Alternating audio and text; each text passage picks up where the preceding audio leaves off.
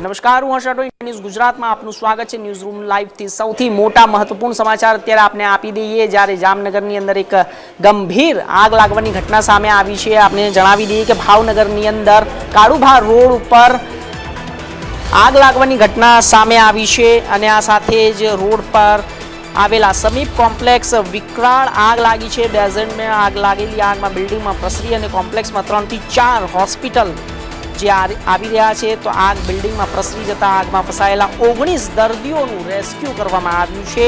5 fire fighter 50 થી વધુ કર્મચારીઓ આગ બુઝાવવાની કામગીરીમાં લાગી ચૂક્યા છે। બિલ્ડિંગમાં આગ લાગતા ફાયર બ્રિગેડ ઘટના સ્થળે પહોંચી ગઈ છે। ફાયર વિભાગનો મોટો કાફલો ઘટના સ્થળે પહોંચી ગયો છે। હોસ્પિટલમાં દર્દીઓને ખસેડવાની કામગીરી હાથ ધરાઈ રહી છે।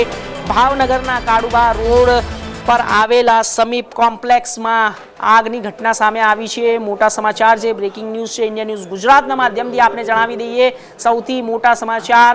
જ્યારે ભાવનગર કાળુભા રોડ સમીપ કોમ્પ્લેક્સની અંદર એક આગની ઘટના બની છે।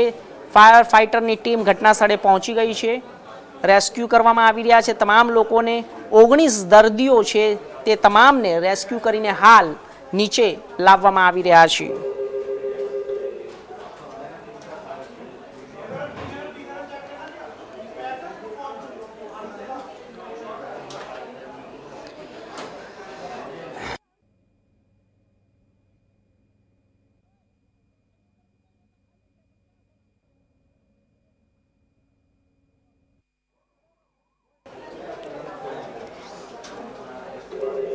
તો આપ જે આ દ્રશ્યો જોઈ રહ્યા છો તે હોસ્પિટલના છે અને તેની અંદરથી દર્દીઓને હાલ રેસ્ક્યુ કરીને બહાર લઈને આવવામાં